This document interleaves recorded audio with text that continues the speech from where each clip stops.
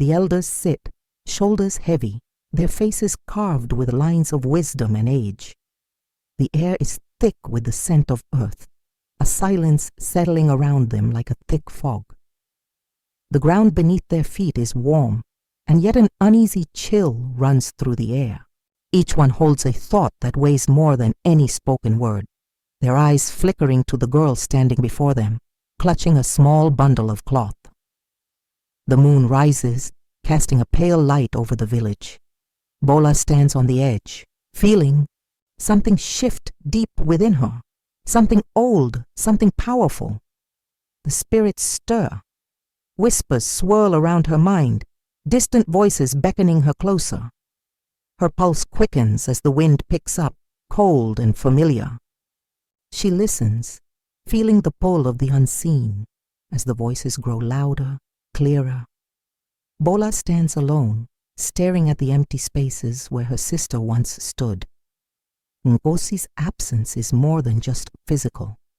It is a hole in her heart, a deep ache. She cannot shake.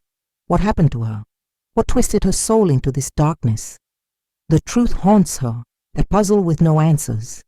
The spirits know, but they refuse to speak plainly.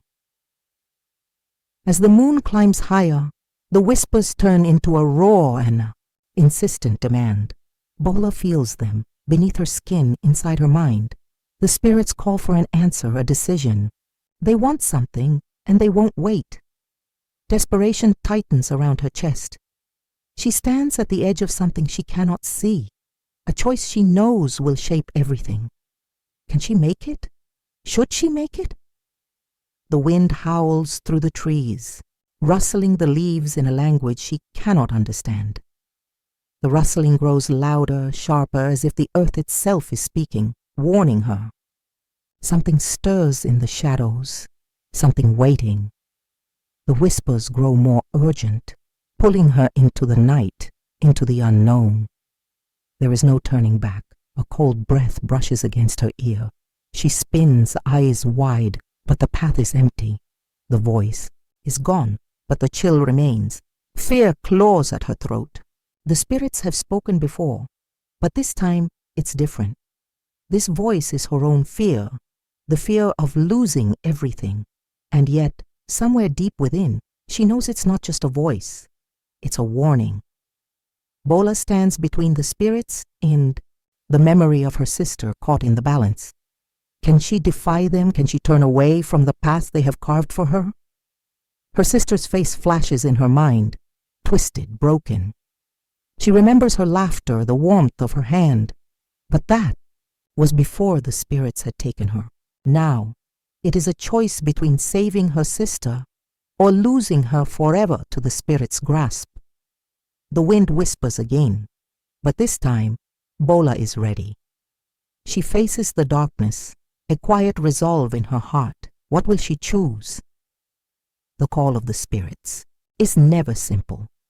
It is both a blessing and a burden, woven deep into the fabric of village life. From childhood, Bola knew this. Every year, the elders would gather, the drums would beat, and the village would fall silent, awaiting the spirits' whispers. They did not come to be questioned. They came to be obeyed. She had always stood at the edge of these ceremonies, wide-eyed and filled with awe, her heart racing with both reverence and fear. Yet tonight, as the spirits stir again, a deeper weight settles on her chest. Bola thinks back to the days when she and Ngozi were inseparable. Their laughter echoed through the village, the bond they shared unbreakable. But something had changed. The once easy conversations, filled with dreams and secrets, had become strained. Ngozi had grown distant, her eyes colder. The rift began subtly, with whispers at the edge of their talks, and soon the gap widened. Bola couldn't pinpoint the moment the fracture happened, but she felt it, like a thread pulled taut between them, ready to snap. Bola remembers the conversation clearly, one that she had brushed off at the time. It was late, the moon hanging low, and the air felt thick with unspoken words. Ngosi's voice was sharp, urgent, as she spoke of the spirits, of power, of control. "You don't understand," Ngozi had said. "The spirits offer more than blessings. They offer control." Bola had tried to laugh it off, thinking it was just a fleeting thought, but she saw the spark in Ngozi's eyes. The hunger was real. It was dangerous, and it wouldn't be ignored. The village elders spoke often of the price of meddling with the spirits. "Power, if not earned, comes at a cost," they would say, their voices low, their faces grim. Bola had always listened, her mind sharp, but never fully understanding. Now with Ngozi's disappearance, the weight of their warnings falls heavy. She recalls the stories, told in the dark of night by the fire, about those who had tried to control the spirits. They were never seen again. The fear that had once seemed like ancient superstition now feels all too real. Bola's thoughts are consumed by one question. Was it her fault? Was it her refusal to stop Ngozi, to confront her, that had led her to this place? The guilt gnaws at her relentless.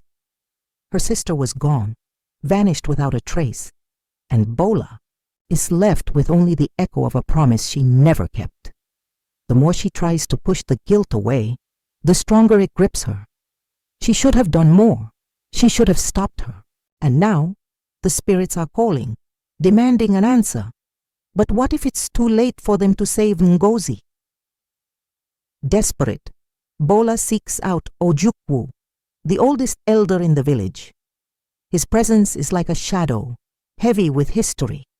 She finds him beneath the great tree, his eyes distant, as though he can see beyond this world. "The spirits are restless," he says in a voice that cracks with age, "and so is your sister's fate." He pauses, his gaze sharp on her face. "You must answer the call, or you risk losing everything. Your sister's soul is tethered to them now. You cannot save her without their grace." Bola stands frozen, the weight of his words settling like a stone in her stomach. She had hoped for answers, but now all she has is a decision that feels as though it might tear her apart. Ojukwu's words echo in her mind. The spirits are waiting. They are powerful, and they are unforgiving. To defy them is to invite destruction, yet to obey is to risk losing the very thing she holds most dear, her sister. Bola stands alone, caught between the two paths. Family or destiny, life or sacrifice. The decision weighs heavily, suffocating every thought. Her sister is lost, but if she answers the spirit's call, will it be the end of everything they once shared? The pull of the spirits grows stronger, and Bola knows that time is running out. Nights have become a battle for Bola. The silence that once comforted her now suffocates her, broken only by the whispers of a voice she cannot see but feels deep within her bones. The voice calls to her soft and sorrowful, like the wind brushing against her skin. It is Ngozi, her sister, lost to the darkness. The voice lingers, lingering in her thoughts as the hours stretch long, her mind restless, unable to escape the ghostly murmurings that consume her every waking moment. She cannot sleep. She cannot think. The fear settles in her chest, tight and suffocating, as the spirit's call grows louder, demanding to be answered. Determination replaces her fear. She must know the truth. She must find her sister, or at least understand the forces that have taken her. With every step, Bola feels the presence of the spirits watching her, their eyes unseen but ever present. The forest, once familiar and peaceful, now seems alive. Every tree, a silent sentinel, every rustle of leaves a warning. The deeper she walks, the more the air thickens, the weight of unseen eyes pressing in. She feels the spirits circling, their energy pulsing with an unknown urgency. They are watching, waiting. A clearing opens before her. The sight that greets her is like nothing she has ever seen. A stone altar, covered in strange symbols, stands in the center of the space. Its surface is cracked, the stones worn smooth by time, yet something about it is new, freshly disturbed. On the altar lies a bundle wrapped in rough cloth, the contents hidden. Fear courses through her veins. This is not a place for the living. This is where the spirits reside, where deals are made and lives are exchanged. The air smells of something, ancient and unsettling, and Bola's breath catches in her throat. She knows she should turn back, but something compels her to approach. As her hand trembles, reaching for the bundle, she unwraps it carefully, the cloth falling away to reveal two objects. A black feather, glistening with an unnatural sheen, lies beside a carved idol. The idol's face is twisted, its eyes hollow and menacing, its mouth frozen in a silent scream. The objects seem to pulse with dark energy, an invisible force pressing against her chest. Bola's heart races. This is not just a symbol. This is an offering, a pact, sealed with something ancient and unforgiving. The air thickens around her, charged with the power of the spirits that have claimed her sister. From the shadows, a figure steps forward, familiar but unexpected. It is Ikenna, his eyes wide with fear, his voice shaky but urgent. "You shouldn't be here," he warns, his words harsh as they break through the heavy silence. Bola starts, her heart leaping in her chest, but there is no time to react. Ikenna's face is pale, his body tense. The spirits, they are not kind to those who seek their power. You've come too far. His voice drops, barely above a whisper, as if speaking too loudly might wake something sleeping in the shadows. Bola stands frozen, her mind racing. What is he hiding? Why does he look so afraid? Ikenna steps closer, his eyes darting nervously to the altar. "Ngozi!" She was desperate, he admits, his voice low and filled with sorrow. She wanted power, the kind the spirits offer, but power always comes with a price. She knew the cost, but she didn't care. Bola's stomach churns as the truth crashes over her. Her sister had sought to control the spirits, to bend them to her will. The price she would have to pay for that? It is not something that can be understood. Until it is too late, Bola's hands shake as she clutches the feather, feeling the weight of the decision her sister had made. The spirits, they do not give freely. They take, and once you give, they do not let go. Bola's mind spins, her heart heavy with the unbearable truth. What happened to her, she demands, her voice shaking with both anger and fear. Tell me where she is. Ikenna steps back, his face grim. If you want to save her, you must make a choice, he says, his words like stones sinking in her chest. You can take the offering, take the power she sought, but it will change you. It will consume you. There will be no going back. The weight of his words hangs between them. Bola feels the spirits stir around her, pushing her, urging her to decide. A life for a life, a soul for a soul. The decision is hers, and the consequences will be forever. Would she take the power that has already claimed her sister? Or would she turn away, knowing that her sister may be lost forever? The choice is clear, but the cost is more than she can bear.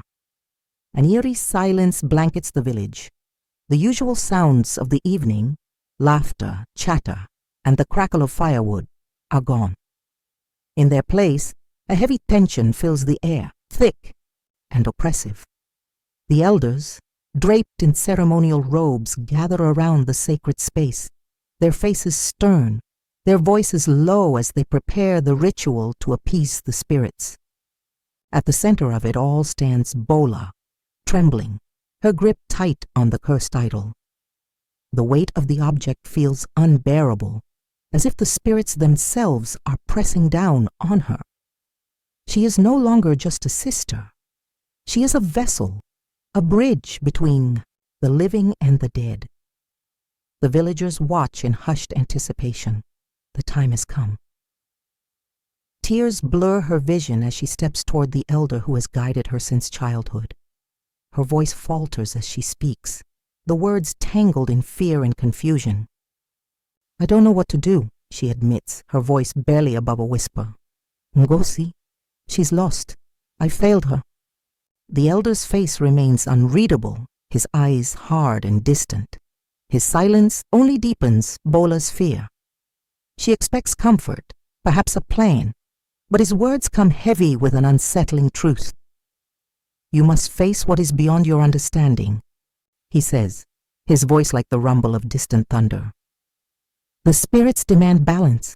What is broken must be repaired, but the price may be more than you are willing to pay." His words hang in the air, leaving Bola with a new, colder fear. She stands alone now, the weight of responsibility crushing her. The fire crackles, and the air hums with an energy that feels both alive and dead.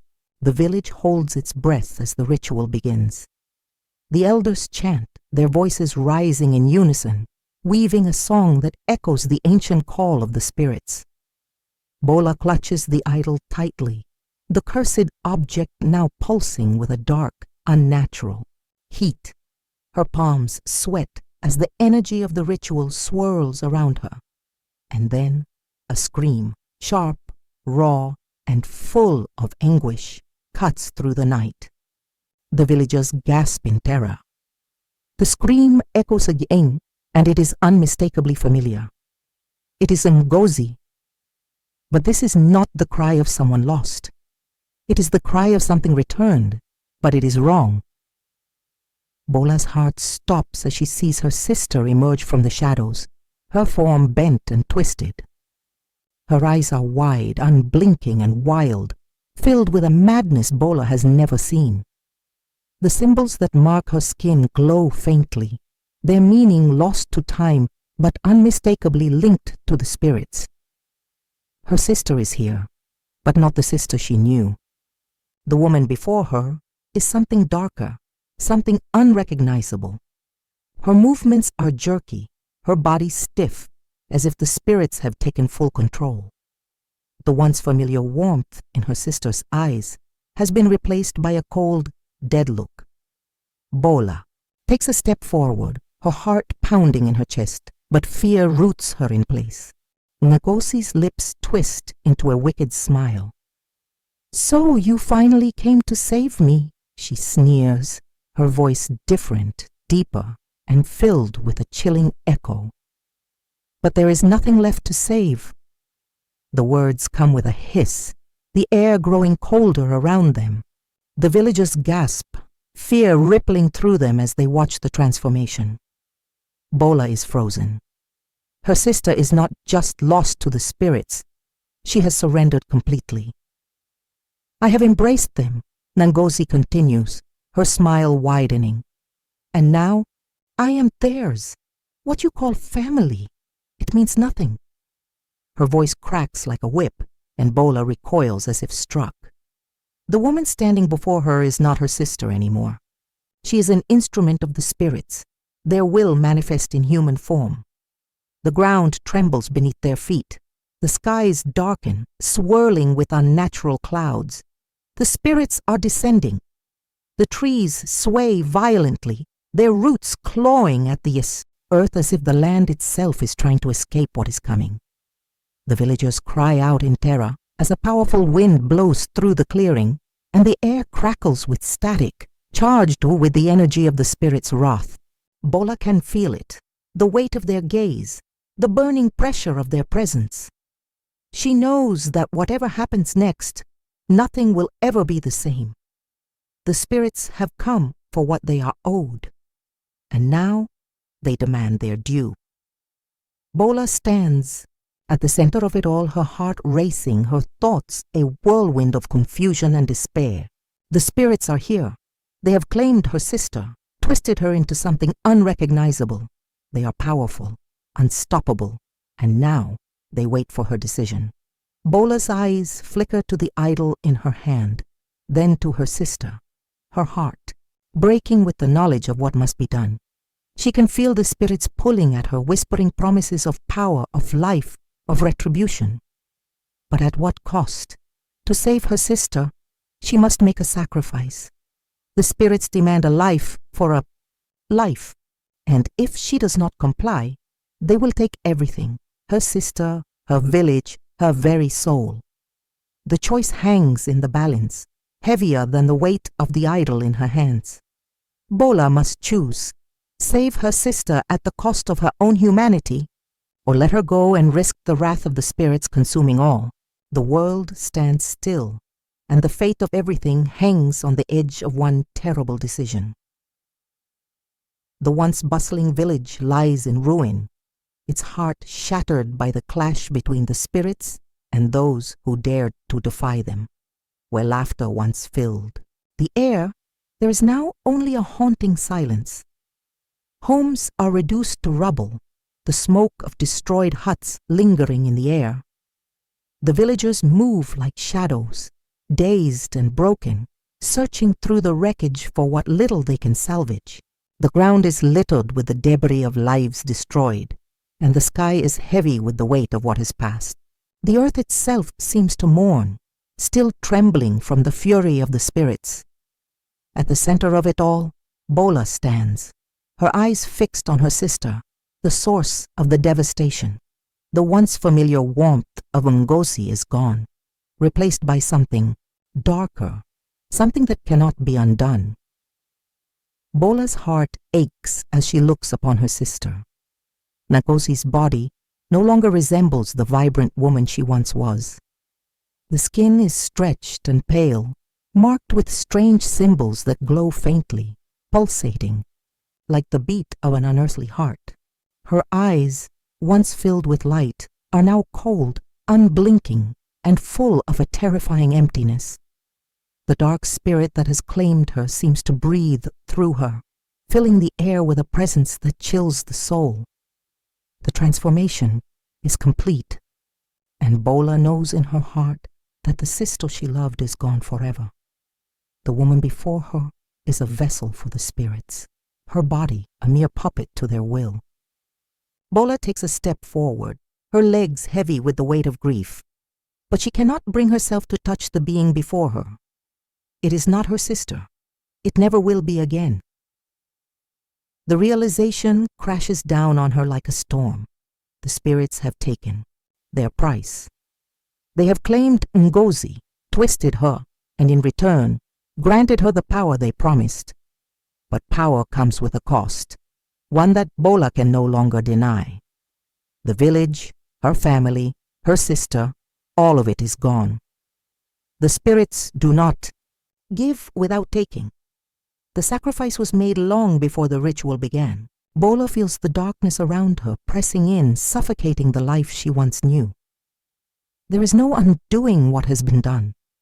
The spirits have their due, and nothing can change that. Her fingers tremble as she clutches the idol, the cursed object that started it all. She had believed she could save her sister, but now all she sees is the irreversible price paid for the spirit's favor. The elders stand, their faces like stone, etched with sorrow and defeat. Their eyes are hollow, reflecting the weight of their actions. They know what the spirits demand, and they know the cost.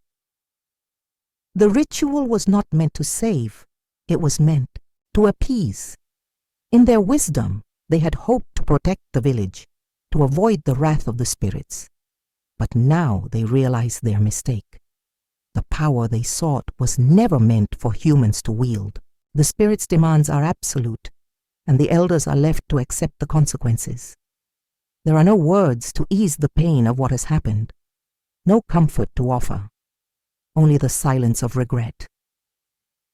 Bola's gaze shifts over the wreckage of the village, and she understands. The world she once knew is gone. The spirits have left their mark, not just on Ngozi, but on the land itself. The very air is heavy with their presence, and the village will never be the same. The once vibrant heart of the community has been reduced to ashes, and its people are left to rebuild with nothing but memories of what they lost. Even if the village recovers, it will be a shadow of what it was. The balance between the living and the spirits has been shattered. There is no returning to the way things were. Bola stands in the midst of the destruction, feeling the weight of the choices she must make. There is no way to bring her sister back. There is no undoing the damage done, but there is still a chance for something else. She knows the spirits cannot be fought, not with violence or hatred. But there is power in honor, in acceptance. She looks at her sister, a twisted version of the girl she once knew, and makes a decision. She will not seek revenge. She will not curse the spirits for what they have done. Instead, she will honor the memory of her sister, of the woman who was once full of life, and she will carry the village forward, despite the scars that now define it. With quiet strength, she steps toward the altar where the ritual began. She places the idol down, her fingers lingering on the cold stone, and offers a prayer for peace, for herself, for her sister, and for the village. The wind stirs, and for the first time in what feels like forever, the air begins to feel lighter. The spirits are retreating, their presence no longer suffocating the village. The darkness begins to lift, and the first rays of dawn break through the heavy clouds. The villagers gather, silent, as the sky slowly brightens. The destruction may never be fully undone, but they begin to rebuild, one stone at a time. Bola watches them, her heart heavy but resolute. Her sister may be lost, the village may be broken, but life will continue.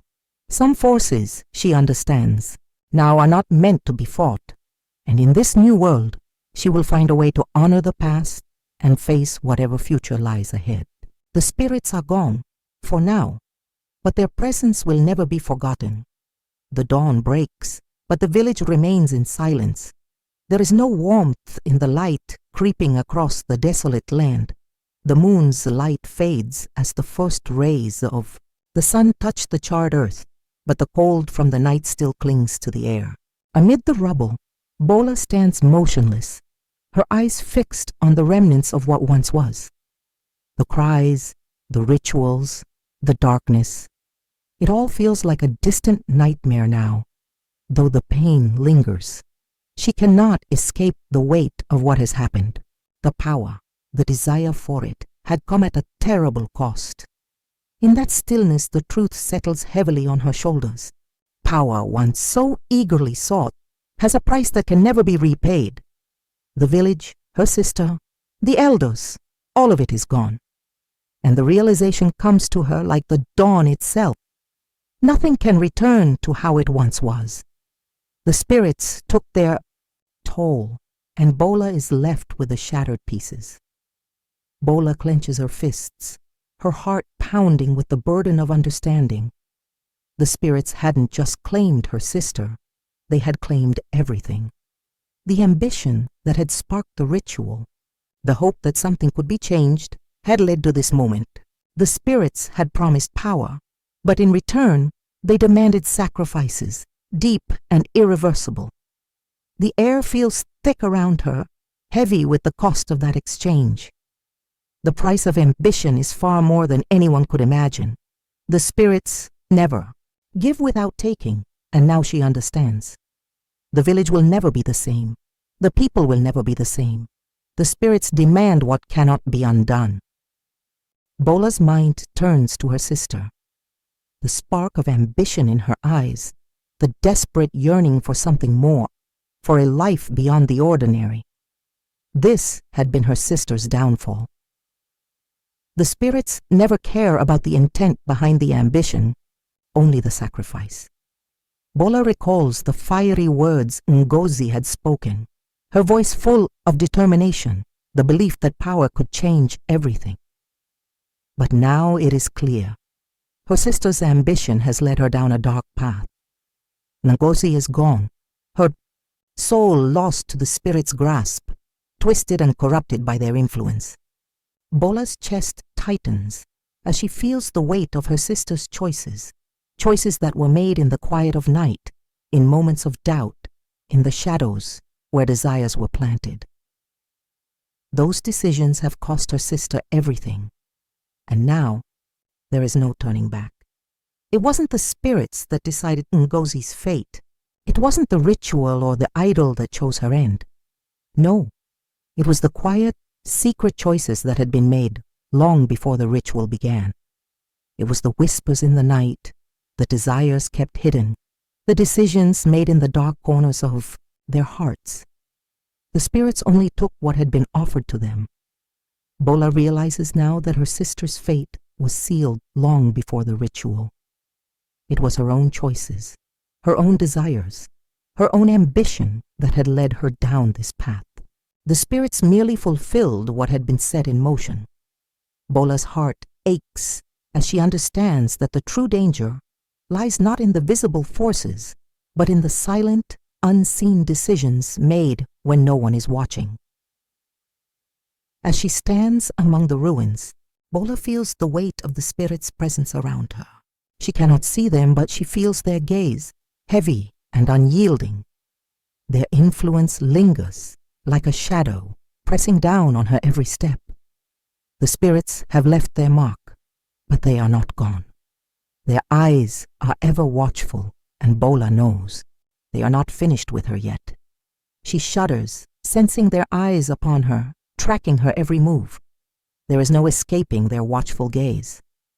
The spirits are not merely rulers of the dark. They are eternal, their presence woven into the very fabric of this world. Bola knows now that her every step, her every decision, will be shaped by their unseen influence. The final truth settles over Bola like a blanket of cold. The real danger, she realizes, is not the visible power of the spirits, not the idols or the rituals. No, the real danger is the silence, the secrets that lie beneath the surface, the things that are not spoken. The whispers, the quiet desires, the hidden choices, all of these shape the world more than any grand gesture or visible power ever could. The spirits did not just claim her sister's soul. They claimed the very essence of fate itself, a fate forged in the silence of choices made behind closed doors. The world is full of secrets, and Bola now knows that the most dangerous forces are not always seen, but felt in the quiet of the heart. She stands, the weight of her sister's fate, the village's ruin, and the spirit's influence pressing on her. There is no turning back, only the long road ahead, shaped by what cannot be undone. The truth of the world is in the silence, and it is more dangerous than anything she could have ever imagined.